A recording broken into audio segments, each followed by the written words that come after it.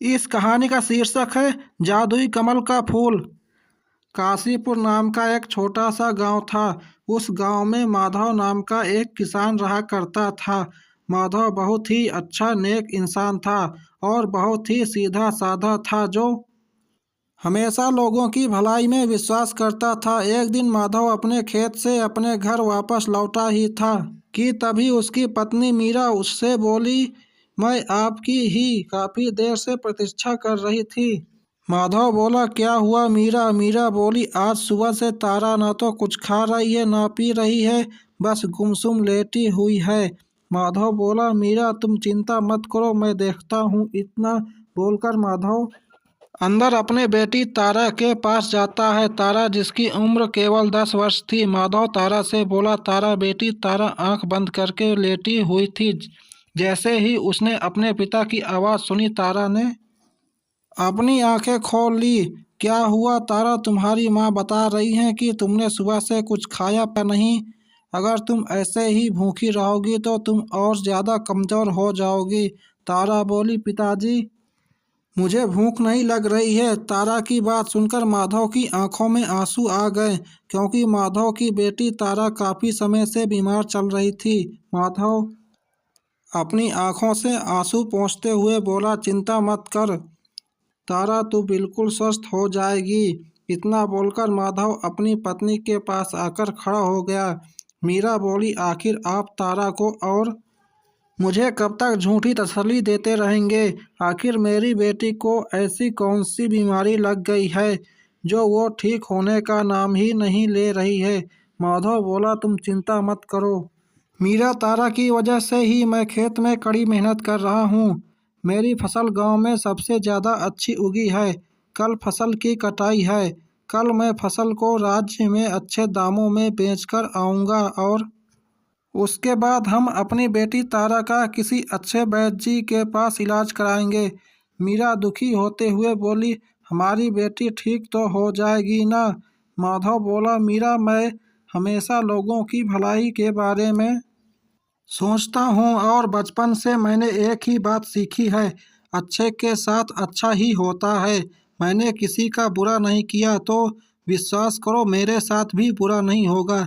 इतना बोलकर माधव अपने घर से बाहर चला गया। कुछ देर तक माधव गहरी सोच में गुमसुम चलता हुआ एक झोपड़े के पास खड़ा हो गया। उस झोपड़े के बाहर एक बूढ़ा व्यक्ति बैठा हुआ था, जो कि माधव के गांव का एक बहुत बड़ा वैद्य था। वैद्य जी माधव की ओर देखकर बोला, क्या हुआ माधव, तुम्हारे चेहरे पर चिंता की लकीरें क्यों झलक रही हैं? माधव बोला, आज मेरी बेटी तारा ने सुबह से कुछ नहीं खाया और आज मेरी पत्नी भी मुझसे पूछ रही थी कि आखिर तारा को ऐसी कौन सी बीमारी लग गई है जो वह ठीक होने का नाम ही नहीं ले रही है। इतना बोलकर माधव फूट फूट कर रोते हुए वैद्य से दोबारा बोला, अब मैं अपनी पत्नी से ज्यादा दिन तक झूठ नहीं बोल पाऊंगा। माधव की बात सुनकर वैद्य कुछ देर तक गहरी सोच में गुम रहे। कुछ देर बाद वह माधव के चेहरे को बहुत ही गौर से देखते हुए बोले, देखो माधव, मैंने तुमसे पहले ही कहा था कि तुम्हारी बेटी को एक विचित्र बीमारी है और उसका इलाज संभव नहीं है। लेकिन मैं तुमसे ये नहीं कहूँगा कि तुम उसका दूसरे वैद्य से इलाज नहीं करवाओ। रामनगर राज्य में एक बहुत बड़े वैद्य रहते हैं, जो कि मेरे गुरुजी भी हैं। तुम्हें जाकर उनसे मिलना चाहिए, परंतु वहां जाने से पहले तुम्हें धन का इंतजाम कर लेना चाहिए। कल मैं अपनी फसल काटकर राज्य में अच्छे दामों पर बेचकर आऊँगा और फिर उसके बाद मैं अपने बेटी को उन्हीं वैद्य के पास ले जाऊँगा जो आपके गुरु हैं। मुझे विश्वास है कि मेरी बेटी सही हो जाएगी। वैद्य बोले, ईश्वर करे ऐसा ही हो। वैद्य की बात सुनकर माधव अपने घर पर चला गया। अगली सुबह जब माधव अपने खेत की फसल कटाई के लिए जाने ही वाला था कि तभी गांव का मुखिया दौड़ते हुए माधव के घर पर आ पहुंचा और माधव से बोला, माधव गजब हो गया। माधव बोला, क्या हुआ मुखिया जी, आप इतने घबराए हुए क्यों हैं? मुखिया बोला, जो खबर मैं लेकर आया हूँ उसे सुनकर तुम भी घबरा जाओगे। जल्दी बताइए मुखिया। जी क्या हुआ? माधव, कल रात तुम्हारी फसल में आग लग गई, तुम्हारी फसल जलकर राख हो गई। मुखिया की बात सुनकर माधव दौड़ता हुआ अपने खेत में पहुंच गया। माधव ने देखा कि उसकी सारी फसल जलकर राख हो चुकी है। माधव अपना सर पकड़कर रोने लगा। तभी वहां मुखिया आ पहुंचा। माधव मुखिया की ओर देखकर रोते हुए बोला, अब मैं क्या करूं मुखिया जी? सोचा था कि इस फसल को बेचकर अपनी बिटिया तारा का रामनगर राज्य के वैद्य से इलाज कराऊंगा। अब मैं क्या करूं समझ में नहीं आ रहा है। मुखिया माधव को बोला, माधव तुम्हारे खेत में आग कैसे लगी? माधव रोते हुए बोला, आप नहीं जानते, मेरी फसल में आग नहीं लगी, बल्कि मेरी जी तोड़ मेहनत में आग लगी है। मेरा परिवार तो अब भूखा मर जाएगा। अब मैं क्या करूं? मुखिया बोला, मैं जानता हूँ तुम्हारी पुत्री विचित्र बीमारी में जूझ रही है, लेकिन तुम चिंता मत करो। अगर तुम चाहो तो मैं तुम्हारी जमींदार से कुछ कर्ज दिलवा सकता हूँ। यह सुनकर माधव अपने आंसू पोंछते हुए बोला, मुखिया जी मैं आपका यह एहसान जिंदगी भर नहीं भूलूंगा। मेरी पुत्री का इलाज होना बहुत जरूरी है। तो फिर चलो मेरे साथ। मुखिया माधव को जमींदार के घर पर ले गया और जमींदार को सारी घटना बताते हुए बोला, जमींदार जी, माधव को इस समय धन की बहुत आवश्यकता है। उसकी फसल जलकर राख हो गई है, उसके घर में खाने को खाना नहीं है, ऊपर से उसके पुत्री एक विचित्र बीमारी से जूझ रही है। इस बेचारे के ऊपर तो एक साथ आफतों के पहाड़ टूट पड़े हैं। जमींदार बोला, ठीक है, मैं इसे धन देने के लिए तैयार हूँ, लेकिन कुछ महीनों बाद मेरी पुत्री मीनाक्षी का विवाह होने वाला है। इसे सारी रकम ब्याज सहित वापस लौटानी होगी। माधव बोला, मैं तैयार हूँ। जमींदार जी, आप मुझे कर्ज के रूप में जितना भी धन देंगे, मैं उससे दोबारा खेती करने के लिए बीज खरीदूंगा और अपनी पुत्री का इलाज भी करवाऊंगा। जमींदार ने कुछ स्वर्ण मुद्राओं की थैली माधव को पकड़ा दी। माधव वो स्वर्ण मुद्राओं को थैली को लेकर अपने घर पर चला गया और सारी घटना अपनी पत्नी मीरा को बताते हुए बोला, जमींदार तो बहुत ही अच्छे आदमी निकले। मीरा, अगर जमींदार जी मुझे कर्ज नहीं देते तो ना जाने क्या होता, मैं तो हिम्मत ही हार गया था। मीरा बोली, आप सही कहते हैं, अब हमें अपनी बेटी का इलाज कराने में देर नहीं करनी चाहिए। माधव उसी दिन अपनी पत्नी मीरा के साथ अपनी बेटी तारा को लेकर रामनगर राज्य के उस बड़े वैद्य के पास चला गया। वो बूढ़ा वैद्य तारा की जांच पड़ताल करने के बाद बड़ी ही गंभीर अवस्था में माधव की ओर देखकर बोला, मुझे क्षमा करें माधव, तुम्हारी पुत्री का इलाज असंभव है। यह सुनकर माधव और उसकी पत्नी मीरा बुरी तरह से घबरा गई। माधव बोला, आप कहना क्या चाहते हैं? हम तो बड़ी उम्मीद लेकर आपके पास आए थे। वैद्य बोला, माधव, कुछ विचित्र बीमारी ऐसी होती हैं जिसका इलाज भी बहुत विचित्र और दुर्लभ होता है। तुम्हारी पुत्री को भी ऐसी ही बीमारी है जिसका इलाज शायद ही इस संसार में हो। तुम अपनी पुत्री को यहाँ से ले जा सकते हो। माधव और मीरा फूट फूट कर रोने लगे। वह दोनों उदास मन से अपनी बेटी तारा को लेकर दोबारा अपने गांव वापस आ गए। अपने घर पर आकर मीरा रोते हुए माधव से बोली, तो क्या हमारी बेटी तारा अब कभी सही नहीं हो पाएगी? माधव बोला, हिम्मत मत हारो मीरा, मेरा मन अभी भी कहता है कि मेरी बेटी तारा सही हो जाएगी। अरे रामनगर राज्य के वैद्य ने अगर हार मान ली तो क्या हुआ? और भी राज्य में ऊंचे वैद्य हैं, मैं दूसरे राज्य के वैद्य के पास जाऊंगा। लेकिन फिलहाल तो खेत में काम करना भी जरूरी है, क्योंकि जमींदार का कर्जा भी चुकाना है। अगले दिन माधव कुछ बीज खरीदकर अपने खेत में बोने गया ही था कि तभी वहाँ पर जमींदार अपने साथी बिरजू के साथ आ पहुँचा और माधव की ओर देखकर बोला, मुझे मेरा कर्ज सूद सहित वापस चाहिए। जमींदार की बात सुनकर माधव बुरी तरह से चौंक पड़ा। ये आप क्या कह रहे हैं जमींदार जी? अभी परसों ही तो मैंने आपसे कर्ज लिया था। इतनी जल्दी में आपका कर्ज सूद सहित कैसे वापस कर सकता हूँ?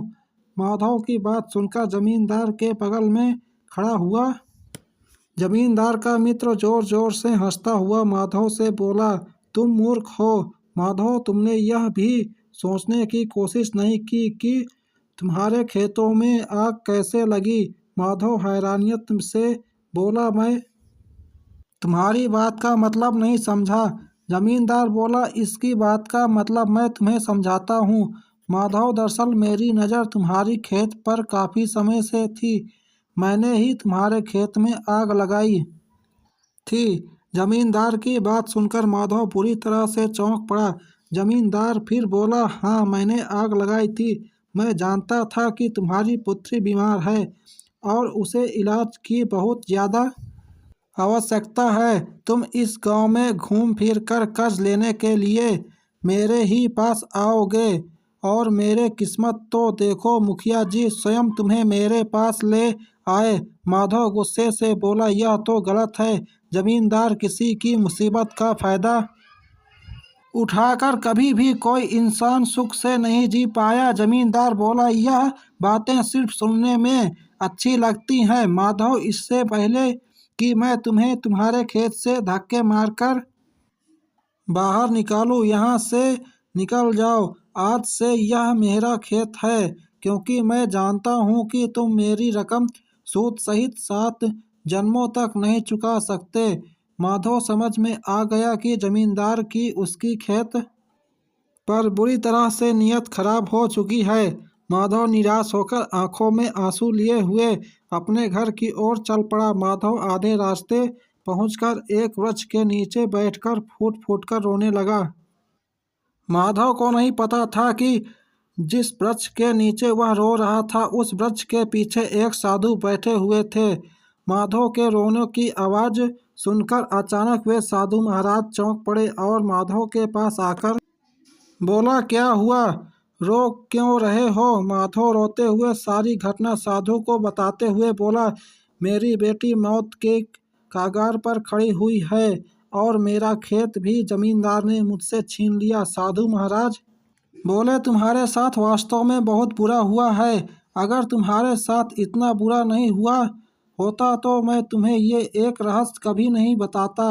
माधव चौंक कर बोला, कौन सा रहस्य? साधु महाराज बोले, एक ऐसा रहस्य जिसे तुम्हारी पुत्री की विचित्र बीमारी सही हो सकती है और तुम इतने धनवान हो सकते हो कि जिसकी तुम कल्पना भी नहीं कर सकते हो। साधु की बात सुनकर माधव बोला, साधु महाराज, मैं केवल यही चाहता हूँ कि मेरी पुत्री स्वस्थ हो जाए। धन का क्या है, धन तो आता जाता है।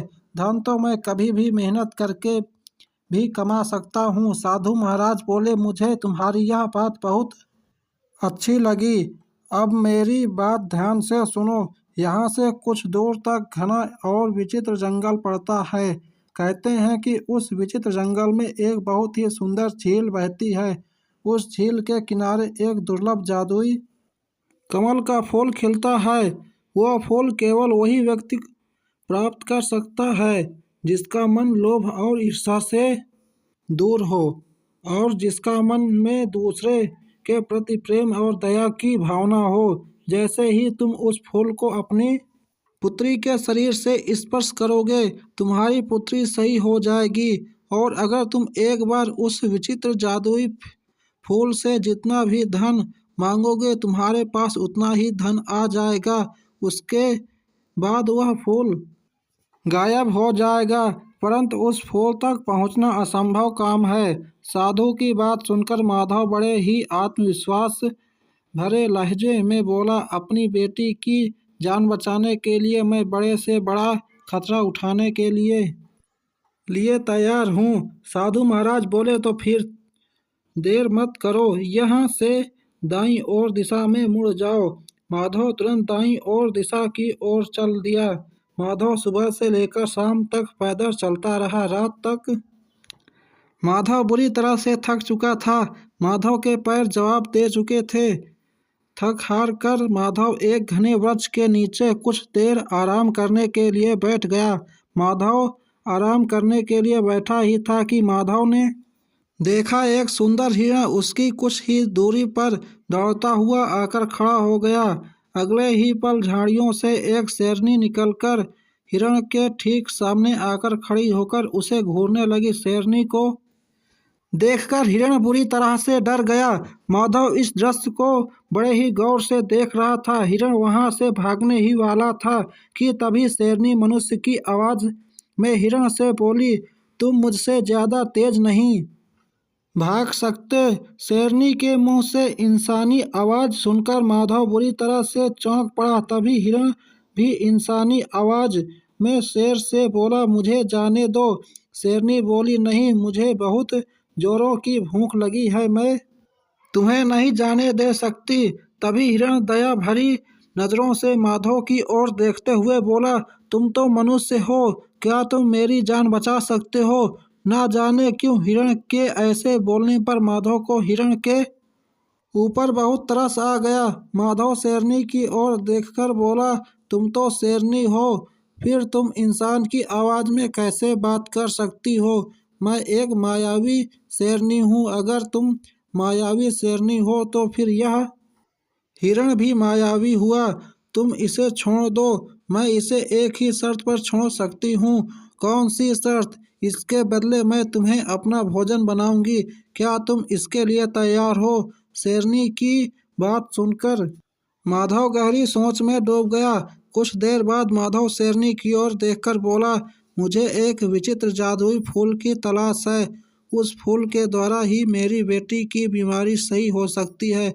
मुझे थोड़ा सा समय दे दो। मुझे उस फूल को अपने घर ले जाने दो। जैसे ही मेरी बेटी ठीक होगी मैं तुरंत ही यहाँ पर आ जाऊँगा। शेरनी बोली, नहीं, अगर इस हिरण की जान बचाना चाहते हो तो फिर तुम्हें अभी और इसी समय फैसला करना होगा। माधव ने देखा कि हिरण की आंखों में आंसू थे। हिरण बड़ी मासूमियत भरे अंदाज में माधव से बोला, मेरी माँ मेरा इंतजार कर रही है। अगर मैं समय पर अपनी माँ के पास नहीं पहुँचा तो उन्हें बहुत दुख होगा, और अगर उसे पता चला कि मुझे शेर खा गया तो वह जीते जी मर जाएगी। यह दुख सुनकर माधव शेरनी से बोला, ठीक है, तुम इस हिरण को जाने दो। तुम मुझे खा सकती हो। अगर मैं इसका भला करना चाह रहा हूँ तो मुझे विश्वास है कि मेरा भी भला होगा। माधव ने इतना कहा ही था कि तभी हिरण रंग बिरंगी किरणों के साथ वहां से गायब हो गया, और शेरनी रंग बिरंगी किरणों के साथ एक सुंदर लड़की में परिवर्तन हो गई। यह देख माधव आश्चर्य में पड़ गया। सुंदर लड़की माधव की ओर देखकर बोली, मैं वन देवी हूँ। वर्षों से मनुष्य उस विचित्र और जादुई फूल की तलाश में स्थान पर आते हैं। मैं उनकी इसी तरह परीक्षा लेती हूँ, परंतु तुम पहले मनुष्य हो जो इस परीक्षा में पास हुए हो। अपनी आंखें बंद करो। कुछ क्षण बाद तुम अपनी आंखों खोलो तो स्वयं को एक झील के पास पाओगे। तुम्हें वो जादुई कमल का फूल उस झील के किनारे खिला हुआ मिल जाएगा। उस फूल को तोड़ने के बाद अपनी आंखें बंद कर लेना। कुछ क्षण बाद जब तुम आंखें खोलोगे तो स्वयं को अपने गांव की सीमा पर पाओगे। माधव खुशी से तुरंत अपनी आंखें बंद कर ली। कुछ क्षण के बाद जब माधव ने अपनी आंखें खोली तो उसने अपने आप को एक सुंदर झील के नज़दीक पाया, जिसके किनारे एक चमकता हुआ कमल का फूल खिला हुआ था। माधव फूल देखकर बोला, लगता है यह वही कमल का फूल है जिसके बारे में साधु महाराज बता रहे थे। माधव ने तुरंत उस कमल के फूल को तोड़ लिया और अपने आंखें बंद कर ली। कुछ क्षण बाद माधव अपनी आंखों खोली तो उसने अपने आप को अपने गांव की सीमा पर पाया। माधव दौड़ते हुआ अपने घर की ओर चला गया। माधव अपने घर पहुंचा ही था कि तभी उसने देखा कि माधव घर पर जमींदार पहले से मौजूद था। जमींदार रोता हुआ बोला, मुझे क्षमा कर दो माधव, मुझे मेरे किए कई सजा मिल गई। कल रात मेरी बेटी बुरी तरह से बीमार पड़ गई। मैंने बड़े बड़े वैद्य को उसे दिखाकर देख लिया, परंतु वह ठीक नहीं हुई। वैद्य का कहना है कि वह बच नहीं सकती। अब मुझे एक नहीं बल्कि दोनों अर्थी का इंतजाम करना है। मेरी पत्नी मेरी बेटी से बहुत प्रेम करती है। अगर मेरी बेटी इस दुनिया में नहीं रही तो उसकी माँ भी उसकी मौत का सदमा बर्दाश्त नहीं कर सकेगी। जमींदार की बात सुनकर माधव बोला, मेरे हाथ में जो यह कमल का फूल देख रहे हो, यह एक चमत्कारी फूल है। अगर इसे अपनी बेटी के शरीर से स्पर्श करोगे तो वह बिल्कुल स्वस्थ हो जाएगी। मैं इसे विचित्र जंगल से अपनी बेटी की बीमारी को ठीक करने के लिए तोड़कर लाया था। जमींदार बोला, तब तो तुम्हें अपनी बेटी को ठीक करना चाहिए। माधव बोला, मुझसे तुम्हारा दुख देखा नहीं जा रहा है। तभी वह फूल माधव के हाथ से गायब हो गया और रंग बिरंगी किरणों के साथ एक सुंदर पुरुष वहां पर प्रकट हो उठा। सुंदर पुरुष माधव की ओर देखकर बोला, तुम वाकई मन के सच्चे इंसान हो। माधव, तुम्हारे कारण मैं आज श्राप से मुक्त हो गया। तुम जिस झील के किनारे से वह कमल का पुष्प तोड़कर लाए थे, मैं उस झील का मायावी राक्षस था। मैं एक दिन एक साधु की साधना को भंग कर बैठा। साधु ने क्रोध में आकर मुझे श्राप दे दिया और मैं कमल के फूल में परिवर्तित हो गया। कुछ देर बाद साधु को मुझ पर दया आ गई और उसने मुझसे कहा कि जब कोई व्यक्ति जिसका मन सोने की तरह शुद्ध होगा और वो तुझे तोड़ेगा तब श्राप से मुक्त हो जाएगा। तुमने मुझे श्राप से मुक्त किया। माधव, मांगो, क्या मांगते हो? माधव बोला, पहले तो मैं यह चाहता था कि मेरी बेटी की बीमारी सही हो जाए, परंतु अब मैं चाहता हूँ कि जमींदार की बेटी की बीमारी भी सही हो जाए। सुंदर पुरुष बोला, तुम इससे अधिक और भी मांग सकते हो।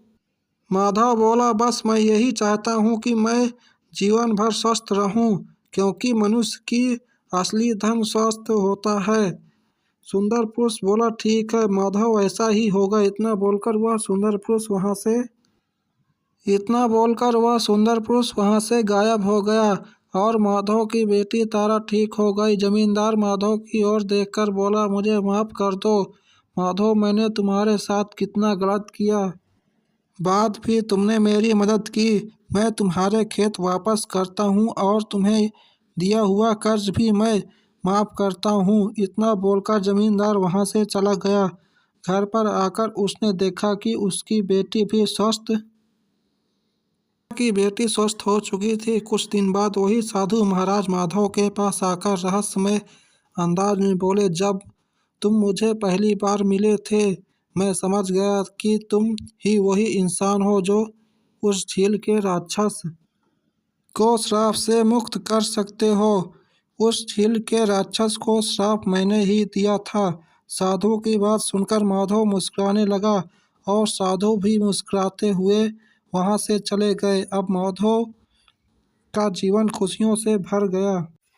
यदि वीडियो अच्छा लगे तो लाइक कीजिएगा, चैनल को सब्सक्राइब कीजिएगा, बेल आइकन को प्रेस करके और शेयर जरूर कीजिएगा।